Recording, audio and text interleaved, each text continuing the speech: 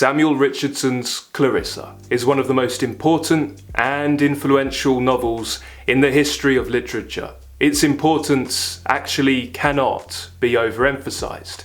Published from 1747 to 1748, spanning 1,500 pages and clocking in at almost 1 million words, Clarissa is a long novel. It's a daunting novel, and it's a difficult novel. However, I would protest that Clarissa's difficulties lie primarily in one's initial acquaintance with the work. Breaking into Clarissa for the first time requires some specific mindsets, some new paradigms, and today we will discuss what they are. We'll talk about recommended reading pace, we'll talk about the themes and preoccupations and what you should look out for, and like the first readers, you will soon find that the only difficulty with Clarissa comes in putting it down. The difficulties of Clarissa are certainly not insurmountable, and the view from the summit is very much worth the climb.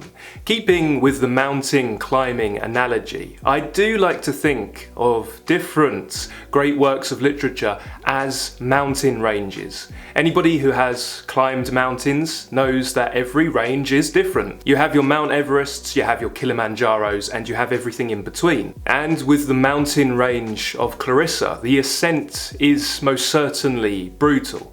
It's exhausting, it's gut-wrenching and heartbreaking, but you will find after you have reached the sublime summit, you will find that this is a journey that you will want to take many more times over the course of your life. As a work of literature, Clarissa ranks up there with Don Quixote and the plays of William Shakespeare for just how incredibly influential it is, but it is unfortunately underread today, which is a shame because I strongly believe that any good deep reading program benefits enormously from having Clarissa as one of its foundational reads. Why read Samuel Richardson today? Well, because in a sense we already do.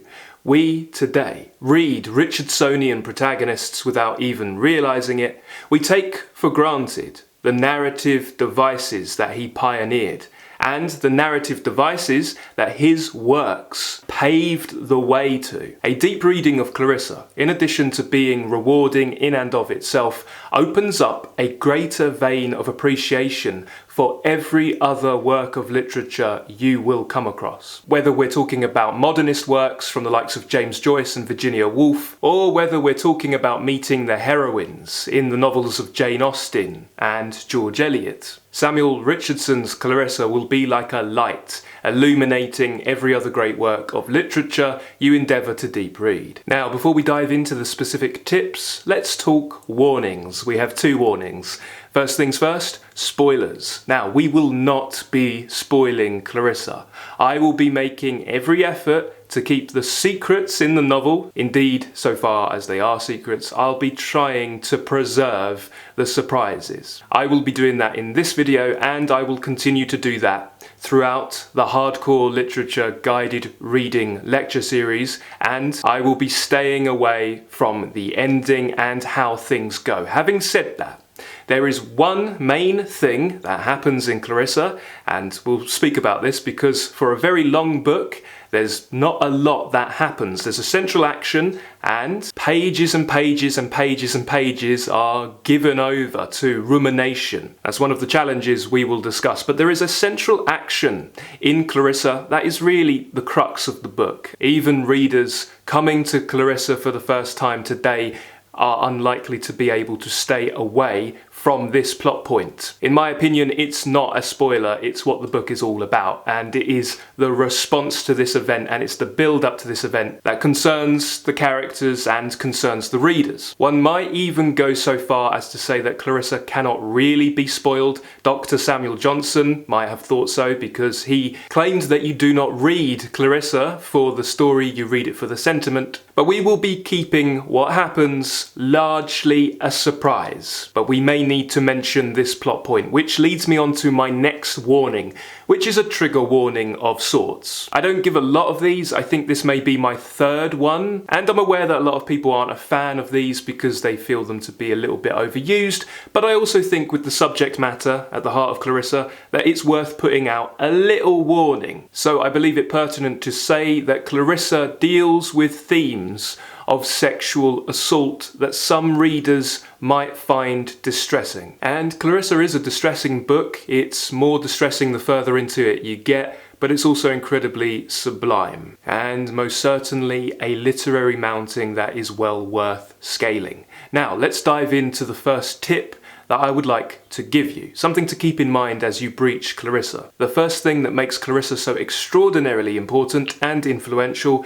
is Samuel Richardson's exploration of character. The characters in this novel have intense inwardness. They have a consciousness all their own, or a consciousness that we take to be the consciousness of real people, people who live and breathe, people whose concerns are as real, if not more real, than our own. Now, why is this important? Well, inwardness first announced itself significantly in literature in the plays of William Shakespeare. That isn't to say that pre-Shakespeare we didn't have incredibly resonant, vivid, entertaining and affecting characters. One needs only to look to Chaucer, one of Shakespeare's influences, to see that that is most certainly the case. But with Shakespeare we have characters who hear themselves. They catch themselves in the act of thinking. They hear themselves, but perhaps they do not hear others, and they change because of what they hear of themselves. They're thinking, essentially. We only need to look to a character like Falstaff in the Henry IV plays, for example, Falstaff being one of the 4 inexhaustible Shakespearean personages according to A.C. Bradley. We have Falstaff, we have Cleopatra, we have Hamlet, and we have Iago. To seemingly possess a consciousness all their own, that would have been extraordinary. Contemporary with Shakespeare we have Cervantes and Don Quixote. And Cervantes gifts us 2 friends who talk to each other, think and do hear each other and change because of their conversations with one another, and we change too. So around the turn of the 17th century we have some extraordinary things happening. We have these inexhaustible Shakespearean personages. We can add perhaps another dozen Shakespearean characters who are almost inexhaustible, and we can also look to an expansive cast of minor characters who all possess their own individual distinct voices. And then we have knight-errant and squire who genuinely talk to each other and change because of their conversations with one another. Now, when it comes to Samuel Richardson, this inwardness is taken to the next level, and with Samuel Richardson we have the first writer, or at least the first significant instance of inwardness in the novel form. Why, we might ask? Well, we only need to look to the form, the shape that the novel takes, the structure. It's epistolary. The novel is comprised of letters back and forth between friends. We'll talk about that more in a moment, but the letter-writing exchange offers us, for the first time in history, a significant glimpse into the inner life of these characters who feel like real people. As readers, we constantly need to navigate and figure out the truth. We are reading between the lines. We're trying to figure out what's not being said in these letters. And throughout the novel, we are constantly discovering things that the characters themselves haven't professed. The epistolary is a confessional form, and yet they still hold things back, or they view things in a certain way, because indeed, truth, the world, is subjective and inflected by our own perspective. So the extraordinary thing is we're watching these intensely real people talk to one another, and maybe we discover things about these people that even they do not know. We become convinced of who they are, who they're writing to, the world in which they live, which feels incredibly rich and lived in, and by extension we become more convinced by the reality of our own experience. The inwardness of Clarissa would make possible many of literature's greatest heroines. Just two examples from the books we're studying in the book club, manifestations of female individualism, are George Eliot's Dorothea Brooke from Middlemarch and Jane Austen's Anne Elliot from Persuasion. Now, the next most important tip that I would like to offer you is for you to attempt to connect with the first reader, because in doing so we are able to contextualize, we are able to place the novel historically, and we are better able to get a deep understanding and appreciation of its significance. Connect with the first reader of Clarissa. What would this book, which many readers today complain is too long, it's boring, nothing happens, what would this book have meant to the first reader? The best parallel we can draw is with our soap operas. Clarissa was very much the soap opera of its day. It was bingeable TV serial, essentially. Terry Eagleton, in his study on the English novel, puts it perfectly, and he draws the parallel between Clarissa and Harry Potter. Eagleton writes, "The modern equivalent of Clarissa would not be Mrs. Dalloway, but Harry Potter." Richardson's characters became public property and household names, swooned over, reviled, dramatised, pirated, turned into bawdy rhymes, quoted in the salons and solemnly commended from the pulpit. Like the Harry Potter phenomenon, they were multimedia affairs converted into plays, operas, spoofs, waxworks, domestic commodities. The story of Clarissa is quite simply and succinctly described, and you'll note that it is very much the stuff of soap opera. Simply put, we have this young girl, this 19-year-old girl, called Clarissa Harlowe, who has been named as heir to her grandfather's estate in his will. Clarissa's family want her to marry an odious man called Mr. Soames. She absolutely does not want to marry this Mr. Soames. And whilst this is going on, we also have this libertine figure, and we'll talk about what a libertine is in a moment. This libertine figure called Mr. Lovelace, Robert Lovelace, and Clarissa's family do not think much of Lovelace, to put it lightly. In fact, they absolutely despise Lovelace, and they really do not want Clarissa being seduced by Lovelace. They do not want her to fall under his sway and be corrupted. This was a very popular storyline at the time. The reading public absolutely devoured stories of virtuous women, paragons of virtue, coming up against a seducer figure who is trying to undo them. Again, we'll talk about that more in a moment. So Clarissa's family keep pressuring her to marry this Mr. Soames. And much to their outrage, their pressure has the opposite effects, and she runs away with Lovelace. So you can see this is a very soap opera, and this story kept the reading public hooked. Honestly, to simply say that Clarissa was the Harry Potter of its day or was like a soap opera doesn't actually get us close enough to that first reader. What was it really like being a reader in the mid-18th century? Well, first of all, it's important to emphasize that life was dull.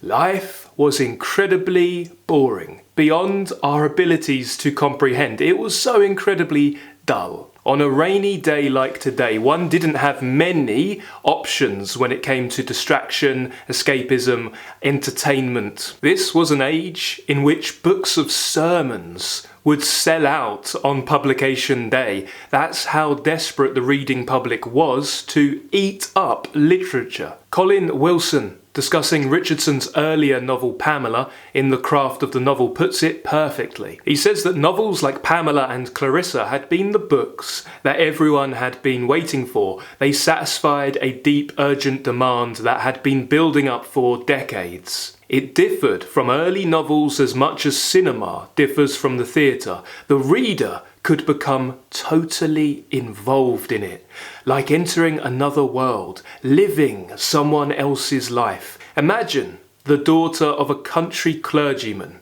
on a wet afternoon with nothing much to do but stare at the rain. She opens Pamela, or Clarissa, and it's as if she has walked out of her own home into the country house of the characters.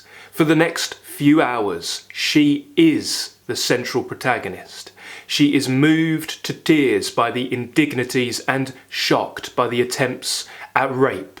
At certain points, she lays down the book and drifts into a daydream, wondering how she would react to being kissed by the leading man. In 2 hours, she lives through more experience than in 2 years of daily routine. The novel might be long, but for her, it is not long enough. She would like it to go on forever. She has made the discovery that living is not necessarily a matter of physical experience, that the imagination is also capable of voyages. Today this sounds utterly banal. In 1740, it was as startling as discovering you could fly by flapping your arms. Richardson had taught the European mind to daydream. I love that. And so it bears appreciating that the England of the day was an England in which the church bells all over the country would ring out to celebrate fictional marriages. 2 characters get married in a book and the whole country wants to celebrate. This was a country where readers would congregate after church and gossip about the characters. Gossip about what happened in the latest instalment and what they think or what they hope will happen next. Readers, avid readers, would congregate in coffee houses, and no 2 readers had the same reading as each other, so there would be fierce debate. Readers would diverge wildly. Some would be pro-Clarissa, some would be pro-Lovelace, and many a strange, nuanced mixture of the in-between. The work, ultimately, was more likely to read the reader than the reader read the work, as all great literature does. The first readers of Clarissa were active participants in the story, needing to interpret the information that they had at hand, and needing to exercise their own reasoning powers. And there are characters in the novel that provide a template for how to do exactly that. If we look at the character of Anna Howe, that's Clarissa's friend, that's who she writes to, they write back and forth. Anna Howe, one of my personal favourite characters, is the template for the perfect exegete. She responds to what Clarissa says, she criticises, she breaks apart, she tries to aid Clarissa, she writes around Clarissa's experience. And speaking of experience, this was also an age in which private experience was on the rise. The inner light of Puritanism was on the rise. The idea that we have a personal relationship with our God was on the rise, and we began to shift from a predominantly oral culture to a culture of readers. Readers who take the book into a room by themselves and spend some time alone. Spend some time reading in solitude. We used to read our stories aloud, or we used to have our stories read to us. But with Clarissa, we see an extraordinary shift, and we see the rise of the private reader. Of course, the communal experience, the communal aspect was still there, but this was a significant point in history where readers would take that book and they would read by candlelight, feverishly turning the pages to find out what happened and to deepen their own intimate relationship with the characters at hand. Up until this point, living arrangements had been very cramped, very confined, and we didn't have much personal space. We used to share bedrooms, we used to have one main room with a fireplace, and the whole family would be in that room. And that room would be really dark. We see the window tax meant people would block up their windows in order to save money, and they would also save money by rationing their candle use. Many readers would need to enjoy their story by the light of the moon. But at this time, we see a new feature of houses was the private closet, a private room. And this was typically a feminine domain, stocked with books, a writing table, and writing equipment. And so readers began to retreat away from others, to immerse themselves in this exhilarating story, only to then take the story and their thoughts of the story back into society to discuss it. Reading as a pursuit, as a leisure activity, was still not something afforded to everybody. Books were still very pricey, and literacy was only a fraction of what it is today. But we see the rise of the circulating library, the subscription model where one could pay a penny a volume and make their way through stories in triple deckers, 3-volume stories for a penny a piece. They borrow the story for a fraction of what it would have cost to buy the book themselves, and so circulating libraries earned themselves the unfair reputation as slop houses, because suddenly a reading public emerged who were eating up novels, specifically novels. Yes, we had other forms of literature, the picaresque, we had ballads, we had newspapers, but now the novel was on the rise, and so was the reading public. And though reading, though still not afforded to everybody, was now being afforded to the working classes, most curiously to professions like maids and servants, and those who were paid to wait on others. Why? Because typically they had their bed and board already sorted out, so they did have a little bit of extra pocket change,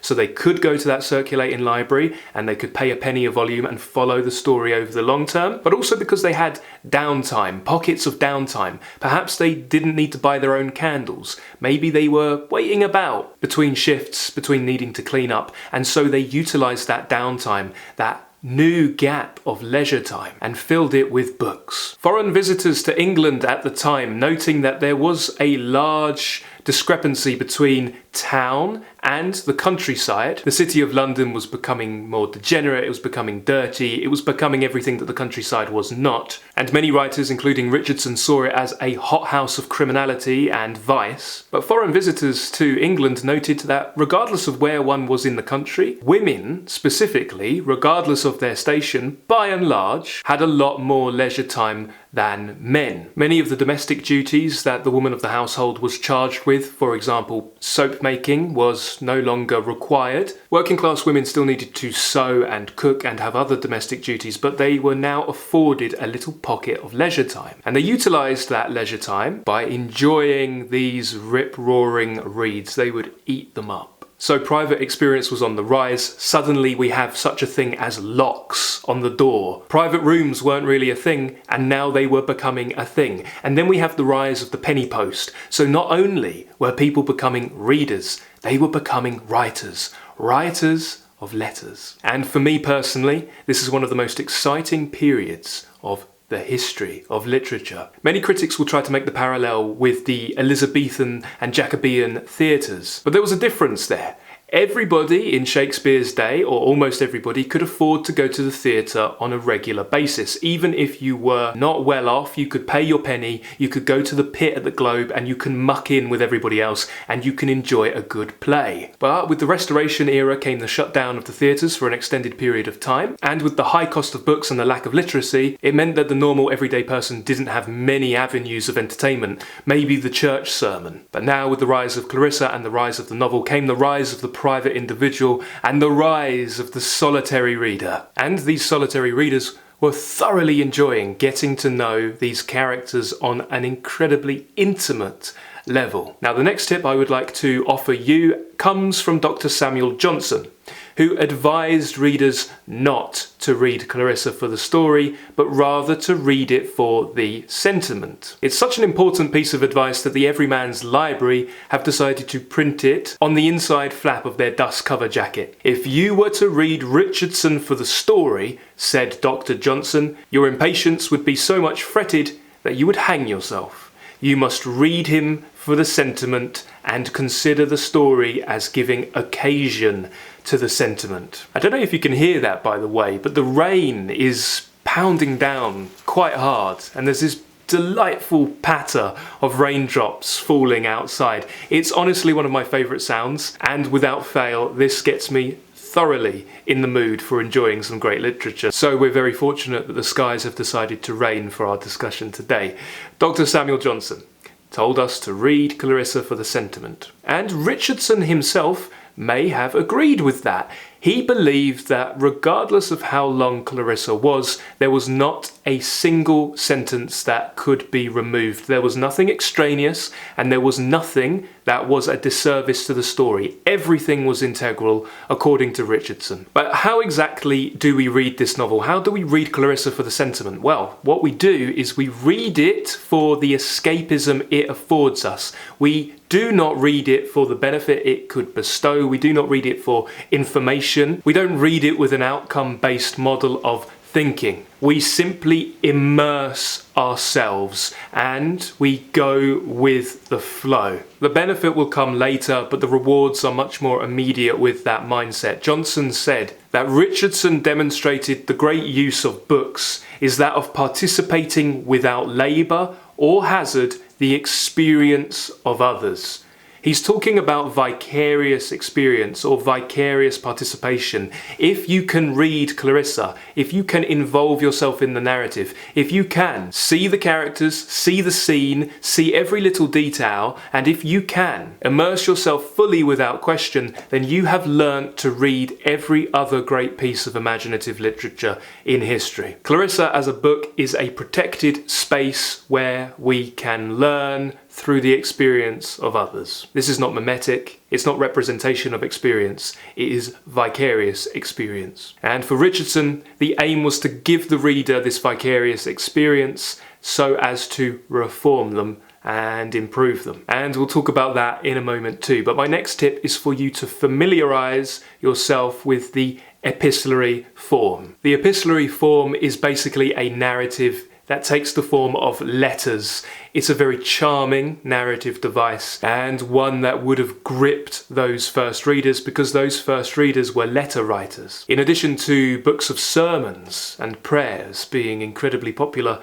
the reading public also devoured collections of letters and conduct manuals, how-to guides, etiquette guides on how to write a letter to such and such a person, how to write this kind of letter or that kind of letter. Samuel Richardson was actually a printer who was working on this very kind of manual, and he was writing all of these different example letters, how to write a letter to a creditor, how to write on behalf of one's fiancé, how to write a letter to one's father, to one's parish priest. And what he found was a narrative began to emerge, and so he indulged that narrative with his novel Pamela. He didn't want to waste all the good stuff, all the juicy stuff with the conduct manual. Why did people want to read a book composed of letters? Well, because letters were considered a peephole, a way of seeing into another's heart, into their inner, and better knowing another. These letters often boasted candid expression, they were often confessional in tone, they were informal and incredibly intimate. They were also conversational. On a recent video, one reader of Clarissa said it would have been like reading another's mail,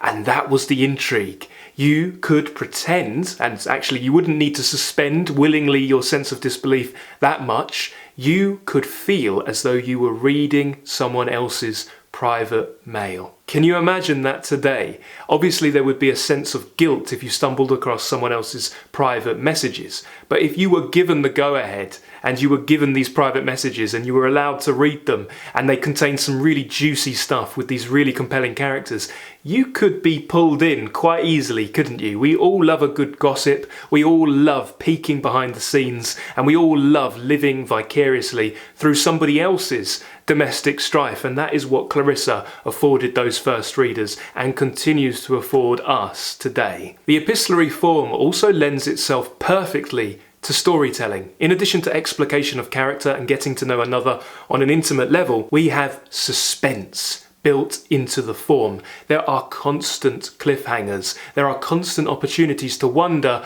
what's going to happen. You will mark that the works that truly capture the public's imagination really exploit this feature. I'm thinking primarily of Bram Stoker's Dracula, which has an incredible amount of suspense built into it, just like Clarissa. But in addition to suspense, you also have dramatic irony. You have foreshadowing. You have the same event relayed from different people. So it's going to be different, so you have to fill in the blanks. That's rewarding too. Now, my next tip for you might be a little bit unconventional, but I would urge you to take up this assignment. And the assignment is this: try your hand at letter writing yourself. Now, of course, if you don't actually want to take a pen and a fresh sheet of paper, you can go back and examine your own private correspondence with different people and think about the persona you have been sculpting, even in those most intimate of message exchanges. What is left unsaid? But if you really want to take it to the next level, I would highly recommend you write a letter. Everybody loves getting mail. We don't get it nearly enough today. It's a lost art, as is etiquette, but pick a person who could really use a good letter and write them a good old-fashioned letter. Or indeed, you could write yourself a letter. Write a letter to your future self, seal it and open it in the future. You may also want to experiment with keeping a journal or a diary, but during the act of writing, keep conscious as to how much of yourself you truly reveal. What do you reveal and what do you conceal? How much is persona and how much of who you are writing to, how much does that influence what you write and how you write? And ask yourself, what can't you write? What remains unwritten and why? Because this is a really important thing to keep in mind. Clarissa writes the story. Lovelace speaks of the premeditation of writing. Why is this so important? It's important because the letters in Clarissa are not immediate sense impression. They are not experience or consciousness as it happens, despite the fact that many critics try to claim that that is exactly what it is. A lot of critics, in a kind of damning way, will call Clarissa a primitive precursor to works like Ulysses, to the writings of Virginia Woolf. But it is so much more than primitive precursor. Yes, it will influence those modernist texts to come, but it's important to establish that regardless of how immediate the letters feel, and very often they feel incredibly immediate, we feel as though we are watching the character literally write in real time, there is still an element of premeditation when it comes to acts of writing, and that's important to keep in mind. Another important thing to keep in mind is to historically contextualize Clarissa. How was Clarissa different from the other novels at the time? In the Hardcore Literature Book Club lecture series, we will be seizing this opportunity to appreciate snatches of Defoe and Fielding. Fielding's Tom Jones, for example, and Fielding would mock Richardson's earlier Pamela with his Shamala, and we'll be appreciating Defoe's Moll Flanders and Robinson Crusoe. I would implore you to get yourself some cheap, second-hand copies of these works and stack these authors up against Clarissa. Make it part of your Clarissa reading experience to see just how different Samuel Richardson's novel was from what was popular at the time. These novels are incredibly important in their own right and foundational for an understanding of the rise of the English novel too. Speaking of the rise of the novel, a great work that you should get your hands on is The Rise of the Novel by Ian Watt. Fielding reminds us constantly that we are reading a novel, that we're currently in the process of reading a novel. Escapism is difficult with Fielding, though of course the narrator can be charming and witty, and that's why we read Fielding. But when it comes to writers like Fielding, we see that they needed to consciously and overtly remind the reader of their moral purpose throughout. With Clarissa, however, for the first significant time, we get escapism, we get realism, we get less artifice, and we can lose ourselves in the story. Readers who find Clarissa boring today do not understand how thoroughly captivating it would have been back in the day. So, retrospective third person and the third person omniscient narrator, the narrator who intrudes into the story and has their own personality, that is out when it comes to Clarissa, and first person continuous narration with characters as the narrators, that's in. Johnson delineates the difference between a Fielding and a Richardson marvellously by saying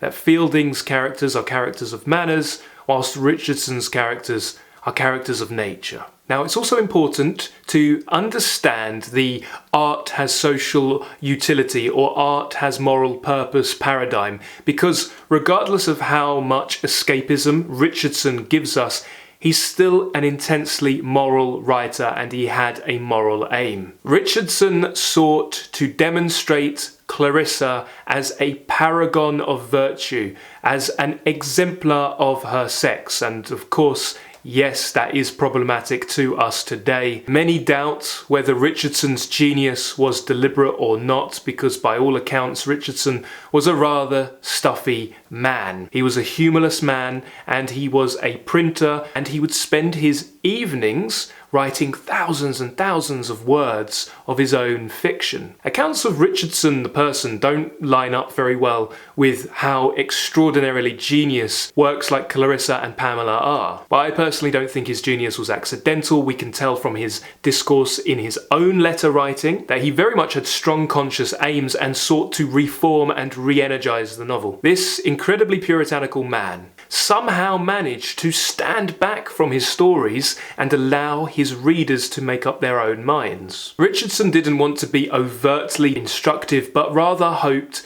that if the readers were entangled in the story, if they could become intertwined in the narrative, that by virtue of the vicarious experience they could come out the other end reformed in the way he wanted them to be reformed. The England that flourished under Queen Elizabeth I is now a distant memory.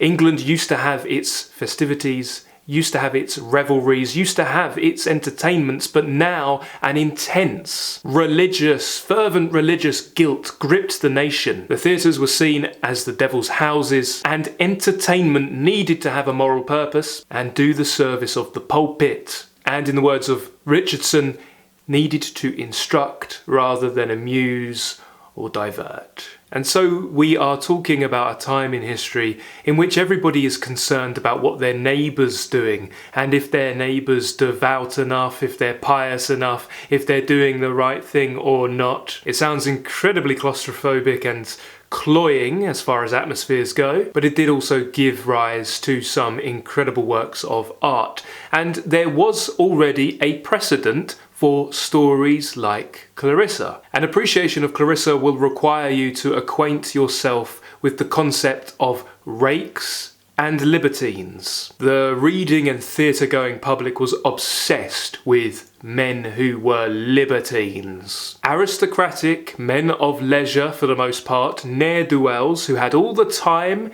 in the world to make the undoing of woman after woman their chief goal in life. The modern parallel that I can think of is lad culture. And so stories abounded with libertines, or rakes, that's another way to say libertine, who were reformed by a woman. Can the bad boy be tamed? Can a woman change him? And in the libertine comedies, the answer was yes, the libertine can be tamed. And in the tragedies, the answer was no. In Clarissa, Colonel Morden says to be a libertine, at setting out all compunction, all humanity must be overcome. To continue to be a libertine is to continue to be everything vile and inhuman. In Dr. Samuel Johnson's dictionary, we have a threefold definition, with each definition of libertine increasing in how damning and severe it is. Libertine comes from the Latin word libertinus, which implies a freed man or a former slave. And the first definition of libertine is one who is unconfined or unrestrained, one who is free, one who is at liberty. The second definition of libertine is slightly more sinister and means one who lives without restraint or law. The third definition is one who pays no regard to the precepts of religion. The reading public were fascinated with libertines because libertine figures weren't just individual degenerates. Their degeneracy threatened society at large, threatened to undo it, threatened to rock it. Libertines were seen as plotting, scheming figures, Machiavellian figures, Iago-like figures who sought to undo all moral and religious law. If we look to the name of Robert Lovelace, Lovelace. Some contemporary readers would have pronounced it loveless, as in lacking love, loveless, which is an allusion to Colley Cibber's libertine figure in Love's Last Shift in 1696. The lace part of the name, Lovelace, conveys illicit pleasure. We get a sense of illegal passions, don't we? We also see precedent for this figure in Charles Johnson's Wrong Love, so it's rather on the nose. Wrong Love. We also have Rose, 1703, Fair Penitent. We have his Lothario. Now, we've always been fascinated with this figure, and we continue to be fascinated in one form or another. When we talk about dark Byronic protagonists, for example, when we talk about anti-heroes, we are talking about the progeny of the libertine and the rake. When we find ourselves fascinated by a Don Juan or a Don Giovanni, indeed when we talk about Milton's Satan, and there are tons of Miltonic allusions running through Clarissa. There are allusions to Shakespeare in the form of Othello, and there are allusions to Milton aplenty. Because ultimately Clarissa is a fall narrative, and Clarissa is an Eve figure. Lovelace is a Satan figure. The rake is a threat to all law, all stability, rather than simply being an individual degenerate, and there are historical as well as fictional analogues too. Contemporary readers would have been obsessed with the Earl of Rochester, a very naughty poet, well worth checking out, and also Philip, Duke of Wharton. And another thing that's worth wrangling with is understanding the patriarchal view of the world at the time. The conflict at the heart of Clarissa is that this Lovelace figure is setting out to impose himself on Clarissa. And his rationale, the rake's creed we might call it, his rationale is if he can overpower her, then in some way she is complicit and it is her fault. It's awful. It's absolutely awful reasoning, but perhaps the most awful thing to contemplate is the fact that in that time, a woman who had suffered a sexual assault, rather than being fully sympathised with, for the most part, would have been seen as partly to blame. Complicit. It's a despicable viewpoint, one that still manifests itself and rears its ugly head in our culture today and in cultures all over the world. And so the struggle is the struggle of, can Clarissa remain virtuous? Can she keep her virtue intact against this plotting, scheming libertine? In addition to manuals on letter writing and etiquette and conduct, the most popular books at the time were about the ethical systems of family and society. Family as microcosm for society, and father as heavenly surrogate, as delegate for God. The father, the head of the family, was seen as the king, or kingship in miniature, God in surrogate. And whilst Richardson was printing, and indeed the first thing he printed was his own conduct manual, Patrick Delaney's 15 Sermons upon Social Duties, a knockoff of William Fleetwood's influential Relative Duties of Parents and Children, Husbands and Wives, Masters and Servants, that book was really popular. And these books would discuss the obligation of daughter to father, for example, and the absolute necessity of complete and utter fidelity, complete duty to one's father for the well-being of society. Delaney writes, "The duty of children to parents hath justly obtained the first place, because all other duties to mankind begin and are founded here. It is from a right deference to the authority and institutions of parents that we learn to become good men, good neighbours, good friends, and good subjects, as well as good sons. So familial harmony was seen as the bedrock for civil harmony. Throw in the consideration that the function of family was to control the bloodline and property, and what we see in many unfortunate cases is extreme guarding of the daughter and behaviour on the part of families that looks like tyranny. Indeed, is tyranny. Tyranny over the volition, the personhood of another, because indeed if you were a woman at the time, you didn't have that. Whereas sons, for example, were exempt from many of these duties. And if you were born into the wrong family, this could be exploited and one's life could be made a living hell. One needed to have blind obedience to one's father, especially if one was a daughter, because these conduct manuals would claim that a daughter's first duty was to her father. Men and widows weren't subject to such a worldview, but daughters were, because the father was a delegate for God. And in 1753 we see this landmark Marriage Act, a powerful legal intervention on the side of paternal authority, which ruled secret marriages void. All over the land there were many daughters who were being told to marry one man, but because they didn't love him, and that didn't matter, their feelings were completely disregarded, because they didn't love him, they went off, they eloped with somebody they actually wanted to marry, and clandestine marriages were increasing up to 6,000 per year in just one London chapel alone. So this law ruled that such marriages without the paternal consent would be void. And of course you don't need to read too far into Clarissa before you see that this discussion is incredibly relevant. Now let's talk about what our reading should look like, our approach, our pacing, and my recommended editions for you. Now, Clarissa is a really big book, but I recommend a breathlessly fast reading pace. I recommend you try to take it swiftly. Two books that readers often group together are Proust's In Search of Lost Time and Samuel Richardson's Clarissa, and for good reason. The length primarily is their commonality, but I believe we should have wildly different approaches to these two books.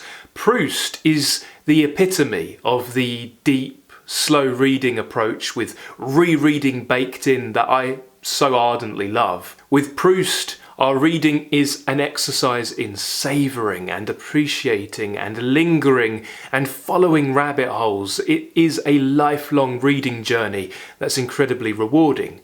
With Clarissa, however, I believe we are refining the art of the binge, and that we should learn to read fast. This is an exercise in inhaling huge blocks of prose. So the Proustian reading experience is very sensual, it's decadent, it's rather therapeutic, whereas this is very much a binge read. That's how you get through it. Because indeed, though I absolutely adore slow reading, and even with a fast reading approach, Clarissa's still going to take you some time, I adore slow reading, but there isn't just one mode, there's not just one speed, one gear. Sometimes we need to go slow to go fast, and sometimes going fast can teach us something too. Now, my top recommendation is that you invest in a multi-volume set. The most common edition on the market at the moment is that really big, cumbersome Penguin's paperback copy. This one here, it's an absolute doorstop. It's much bigger than the other Penguin classics. Putting it up against some of the other Penguin paperbacks really brings its size into focus. How many pages is it? Yeah, 1,500 pages, and the text is very small. It's cumbersome. It's difficult to hold. But if you like this copy, if you want this paperback, then it's very commonly available. It's good for marginalia, but it's probably not the best book to carry around with you. It's not super portable, but you might like it anyway, and it's still a good addition. Now, personally, I absolutely adore my Everyman's Library 4-volume set from 1932. If you like this set, there are plenty of them online, available as second-hand editions. The reason why I like this set so much is because it's incredibly portable, so you can actually carry around volumes at a time. So whilst you're out and about, you can carry around this absorbing read. It gives you a really rewarding sense of progression. Each book is a milestone, and it also makes it much easier to break your reading pace down into chunks. I'll always remember the advice my first year tutor at Oxford gave us when it came to reading Moby Dick. He said, well, how do you devour the white whale? One bite at a time. And if you read a chapter a day, you will read Moby Dick in less than a year. And the same approach still stands for Clarissa. It stands for any great big book. Break it down into manageable chunks. One of these volumes is roughly 500 pages, and I would recommend one volume of this size per month. 400 or 500 pages per month. Most people can get through a medium-sized book in a month, and this one, broken down into 4 chunks, will get you through the book in 12 to 16 weeks, depending on how strongly the narrative pulls you in. For me, that's a fast read. For others, that might be on the slow side, but for me, I'm a slow reader, I'm a deep reader. Reading a big book like Clarissa, which has its challenges over a handful of months across the course of a season, that feels very fast to me. Now, self-pacing, of course, is key, so if that feels too fast, if you're reading other books alongside Clarissa, and I would highly recommend you do, then you may wish to double the pace. If the edition you end up getting your hands on is this chunky Penguins classic, flipping to the back, you will see how different volumes have been laid out. And this is a guide to different readers' potential reading pace with this book. They have the Everyman's Library, 4 volumes set there, and they show you, for example, that volume 1 goes up to letter 99. So it's a lot easier to tell yourself, oh, I'm going to read 99 of the letters in a month. And then we're told that volume 2 goes from letter 100 to 228, volume 3 from 229 to 361, and so on. So each month you're roughly reading around 100 letters, which seems doable. If you want to break it down even more, you have the first edition 7-volume set approach, and again you can see which letters they encompass. So volume 1 in that edition goes from letter 1 to letter 45, which seems very doable, doesn't it? 45 letters in a month, that's a bit more than a letter a day. That seems very doable. Each letter's only a couple of pages. Self-pacing is important, but so is moving at a fair and steady pace. What we will be doing in the book club with the lecture series is we will be having a lecture after each volume. So every 400 to 500 pages, we will have a long form deep dive lecture that you could use as orientation or an introduction if you don't mind knowing what you're about to read, or you could use that lecture as a milestone, a resting point to aim at as you hike up the mountain. You know that in 400 to 500 pages you get to have a little rest, you get to enjoy some refreshments, and most importantly you get to have a good gossip with other deep readers about the characters and everything that's going on, and you get to reflect on everything that you've just read, and you get to have everything put into focus. You get the historical contextualization, you have the examination of character, the themes and preoccupations, and you find yourself revitalized,